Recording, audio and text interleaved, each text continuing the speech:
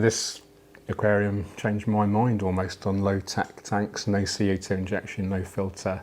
I've just got the Twin Star 200 on there for lighting, and that's on for 12 hours a day. So it's amazing that there's no algae, but it's just proof that these low-tech methodologies can work. Hi everyone, welcome to this new video where we're going to do a deep dive on one of my favourite plants of all time, Anubias abateri mini queen.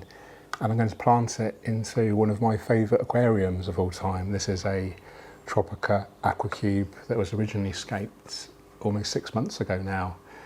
So a little bit of background on the actual plant itself. Anubias abateri mini queen, produced at Tropica in Denmark. And it's a really interesting story. It was put into the test lab a few years ago, many years probably, and I noticed it. Obviously it's really cute, one of the smallest Anubias. I kept kind of nagging Tropica to say, when are you going to put it into production? 2 years ago now they did start to put it into production, so very grateful for that. Like I say, one of the smallest forms of Anubias abateri. Anubias abateri are the family of Anubias which grow very well underwater. There's quite a few Anubias that don't actually grow very well underwater at all, but you can almost guarantee any Anubias in the abateri family will adapt and grow underwater, forever. Some plants do struggle, as you may know. Most aquarium plants actually in nature grow out of water. I just want to take you through the whole process, give you a little bit of background on the aqua cube as well. First put into production in 2004, and it's actually made of Czechoslovakian crystal, so it's not actually glass. It's very, very clear. It doesn't even have a blue tinge like low iron glass, absolutely transparent, and it's a solid piece. It's not silicon together or anything. And the reason it was kind of put out of production was because it was too expensive basically and not selling very well. But I was very lucky to be gifted this by the founder of Tropica, Holger Windelov, during some interzoo preparations a few years ago. So yeah, set this up 6 months ago. It's got a variety of stems. You can see the Rotala HR there doing very well. There's a variety of also Anubias and Bucophalandra. There's even some Eleocarolon Vietnam. There is arguably an even smaller Anubias than the mini queen in here, smaller in terms of the width of the leaf. This is Anubias needle leaf, not to be confused with Bucophalandra needle leaf. So I'm hoping that will be put into production at some point as well. It has a Tropica soil powder in the back, and then we have some ADA aqua gravel in the foreground there, hosting some shrimp which are breeding, multicolours in there, which shrimp breeders will probably frown upon because you can get crossbreeding and you end up with relatively boring colours, but I quite like this. The big yellow Neocaridina will pop out at some point. It's absolutely massive. It's the biggest Neocaridina davidii I've ever seen. Now, this aquarium changed my mind almost on low-tech tanks, no CO2 injection, no filter. I've just got the Twin Star 200 on there for lighting, and that's on for 12 hours a day. So it's amazing that there's no algae, but it's just proof that these low-tech methodologies can work in the longer term. As I say, 6 months and going strong. Let's talk about the Anubias a bit more in detail. As with most, Anubias abateri does prefer to grow in the shade, can tend to get algae on it if it's exposed to too much light. So we'll definitely put it all around the foreground areas, and hopefully it won't get covered in algae. There is virtually no algae in here. Every so often I have to pull out some kind of green stringy algae from the stems just with some tweezers. It doesn't take very long at all. And then once a month or so I might do a water change using water from my Awase Highline 400, which is nutrient rich. Any top-ups are done with rainwater, which I just collect from the garden. And the fact that the plants are growing well and the shrimp are breeding is testament to their water quality. I think I haven't tested the water. I don't think I've ever tested my water since I've lived here in Cambridgeshire for the last 10 years or so. It's a beautiful little tank, beautiful little plant. I'm excited to bring them together and hopefully evolve and improve the aquascape.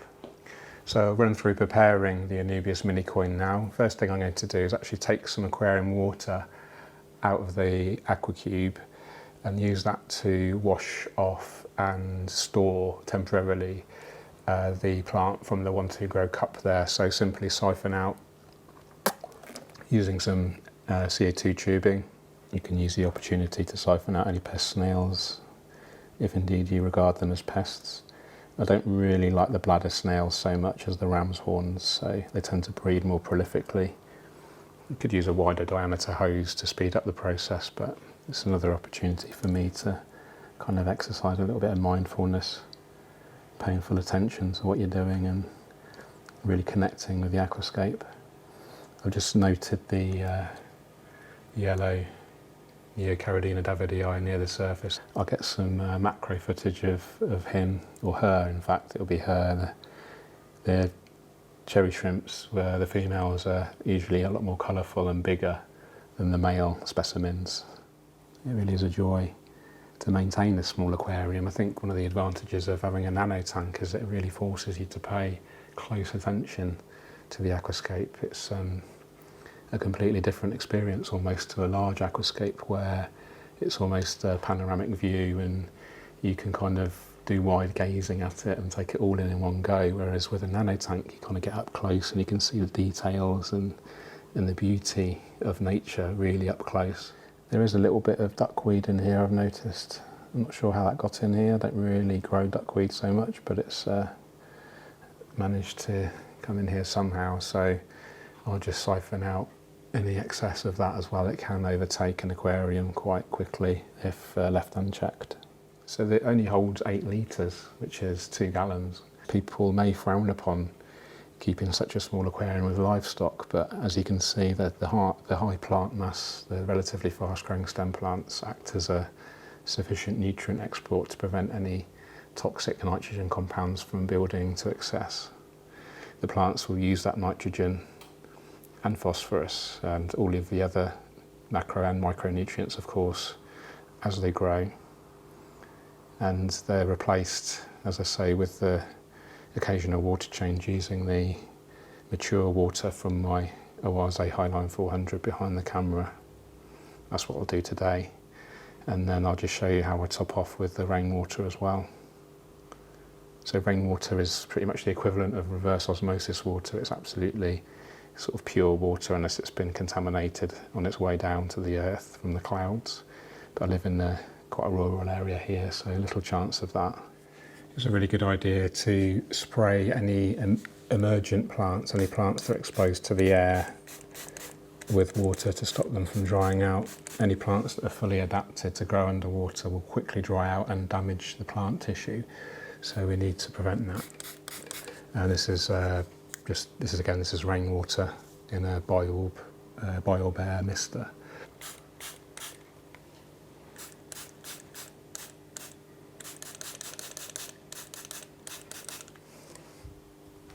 Grab our cup like so, and then simply remove the lid, and then just gently remove the portions, pop them into that aquarium water.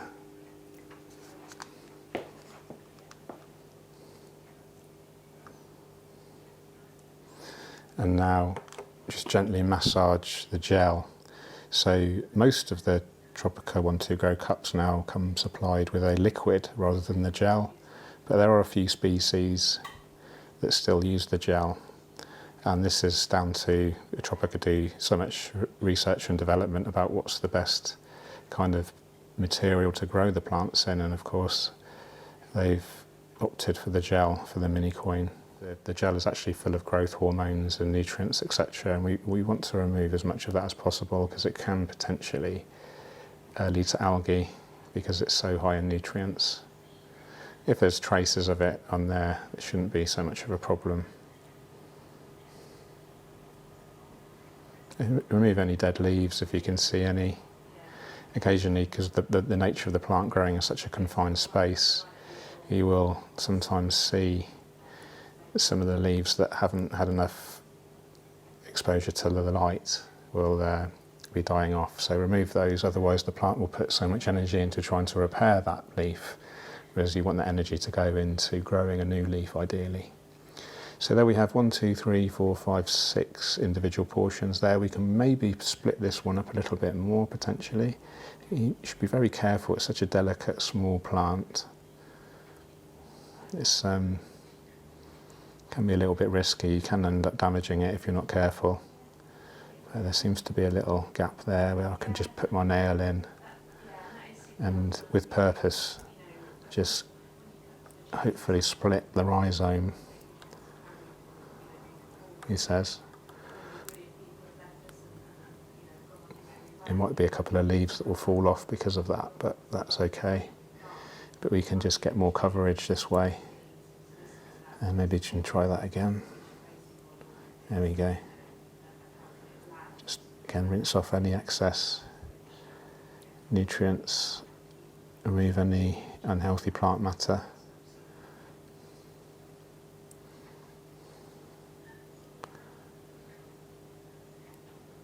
So even this process I find therapeutic, you know, just paying attention to what you're doing. You can almost get in a flow state with any part of aquarium keeping, in my mind, you know, whether you're maintaining it, setting it up, planning it, consuming it, watching YouTube videos of it. I think paying full attention to what you're doing is a real good antidote to so many mental health issues. Because while you're paying full attention to the present moment, you're not thinking about anything from the past or the future. And that's all that really exists, isn't it? Is the here and now. I mean, there's nothing wrong with planning the future or using the past to learn from. But if we spend too much time in the future or the past, I don't think that's necessarily so healthy. Okay, there's a few leaves that have come away there, but now we have, well, we'll have a little count. We'll put them all in another smaller container just to, there's a bit more that can be separated here. So the more portions you can obtain, the better value. The plant will grow, it will spread quicker. Although Anubias is one of the slowest growing species available. But in such a small aquarium, it is ideal to divide them up as much as possible. Even that one there, we could, so tiny. Those leaves are literally 2 millimeters diameter. They may not even grow much bigger in this setup. It'll be interesting to see how they develop.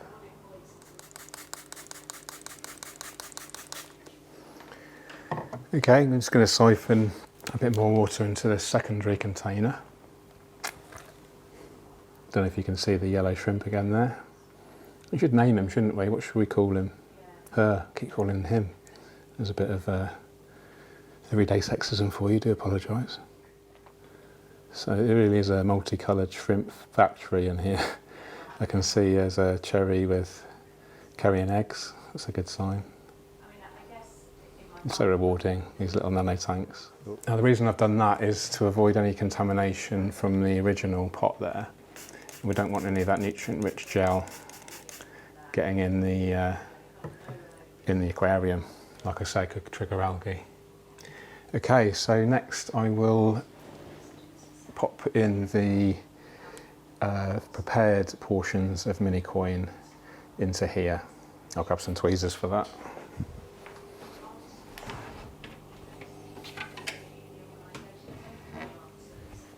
If you're wondering what this tank is, another video, low-tech Starline 85 for my therapist's waiting room. Very exciting.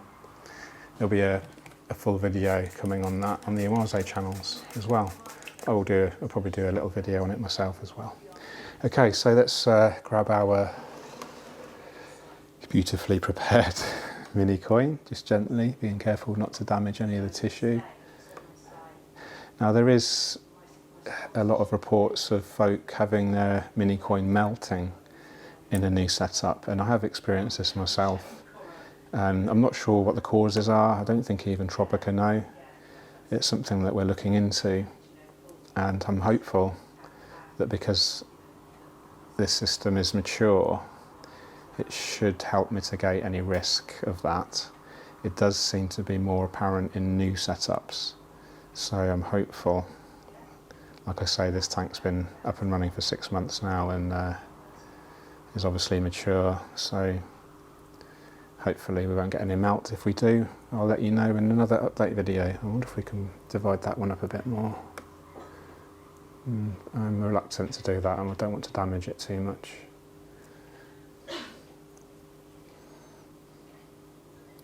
So you can see from one pot we do get a considerable amount of actual individual plantlets, and that's one of the many advantages to the 1-2 grow.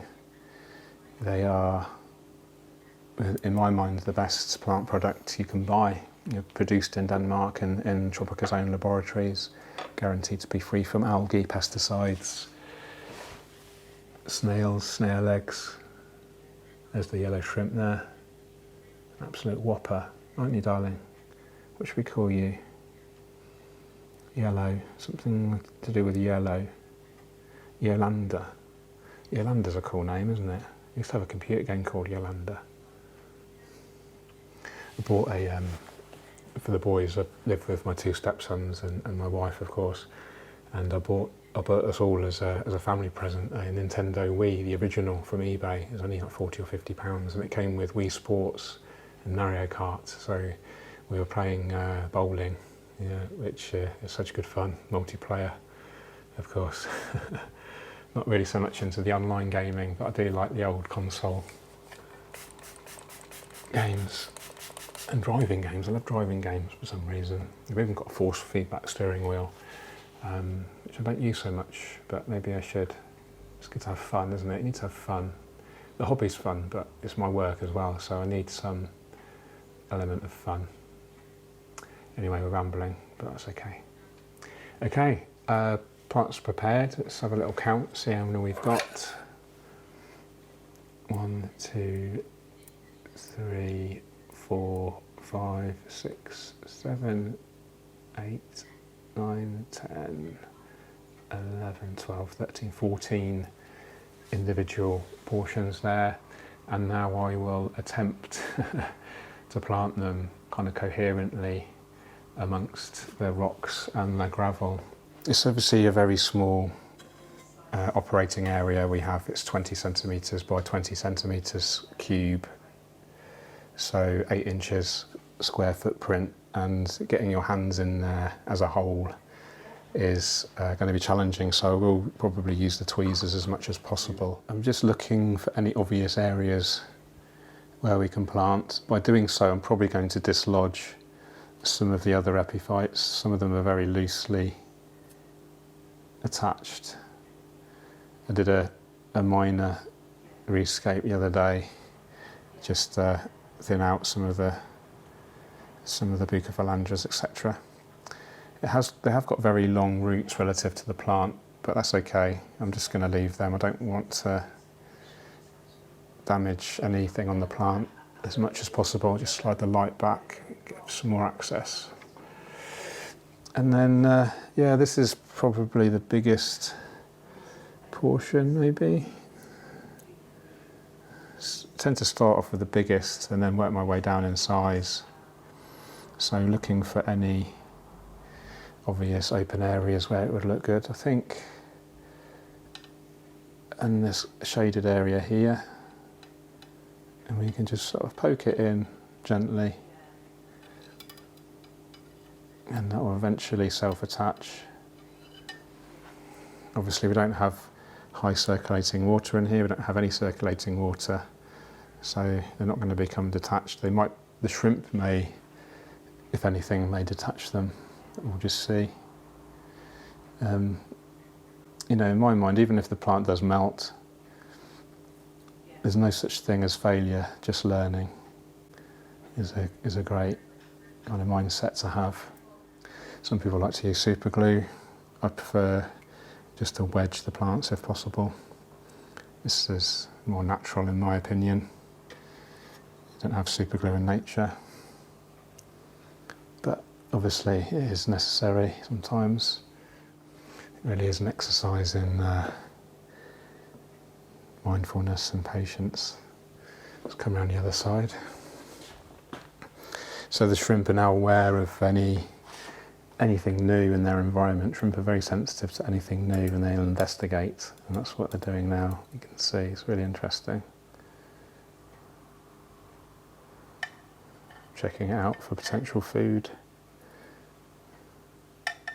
I don't feed this aquarium with any fish food or anything, so they have to eat the algae or the microflora, microfauna.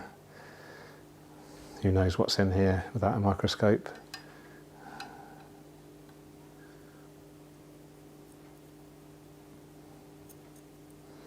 So it really is a cute plant, isn't it? It's interesting what people perceive as cute. I think it's anything that represents something that they're used to seeing bigger in its smaller form invokes this kind of cuteness perception. And I think it's probably an evolutionary thing about babies, you know, any baby, anything tends to make us feel it's cute. And of course we need to sort of think of babies as cute because, you know, we don't want to be eating them or harming them in any way. So I think this is probably why we tend to have that perception of cute things as a smaller thing, if that makes sense. You're doing quite well. There really is a random mix of epiphytes now, but I think that's okay. That one's going to come undone, that's okay, we'll put that one back. 3 steps forward, 2 steps back.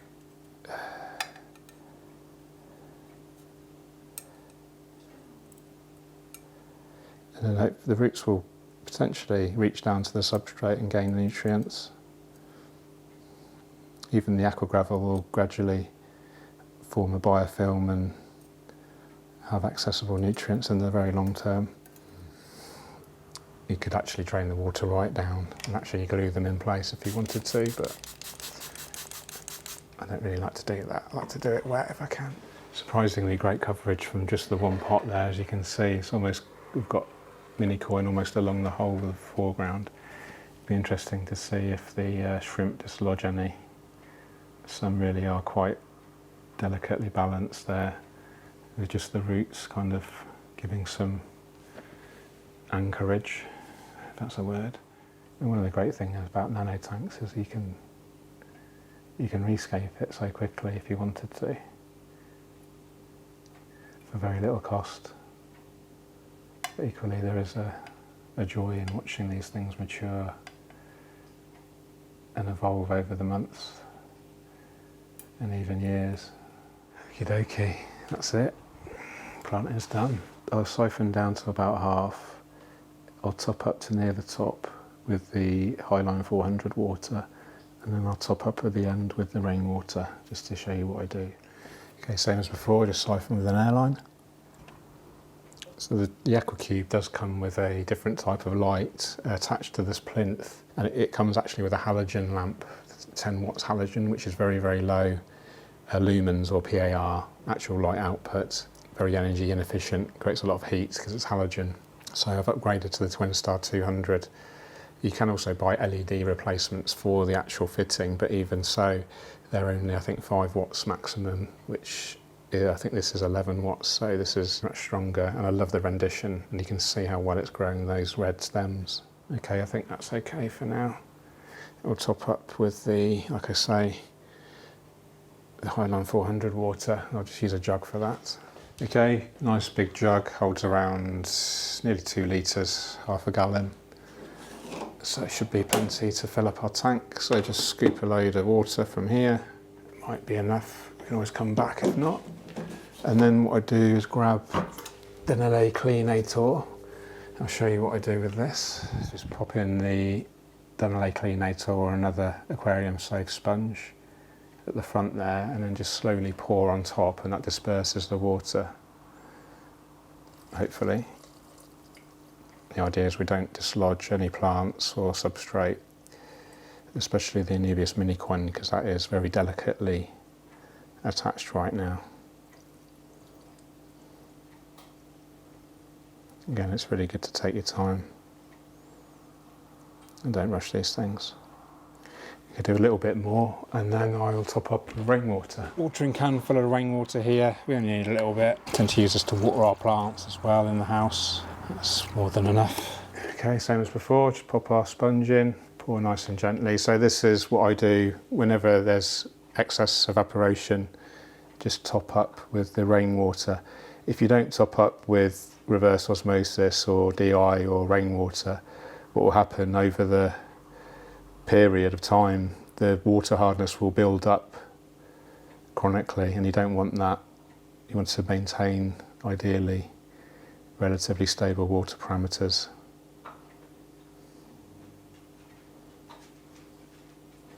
We can top this up as high as we dare, really, being mindful that any time you put your hands or tweezers or tools in the aquarium, it's going to displace, obviously, so you'll need to allow a little bit of room for manoeuvre.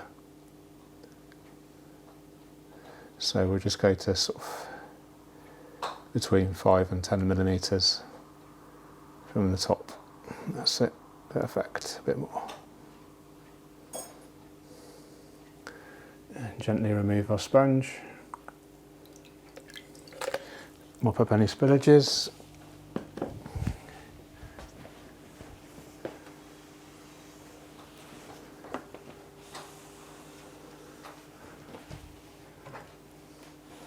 And now it's time for a bacon sandwich.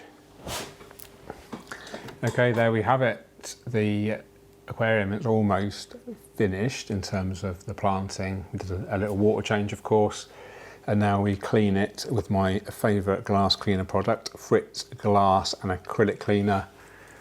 Been using this for a few years now. It's my absolute go-to cleaner, and it leaves behind a lovely kind of microfilm that repels water and makes cleaning super smooth, super easy, and I really love it.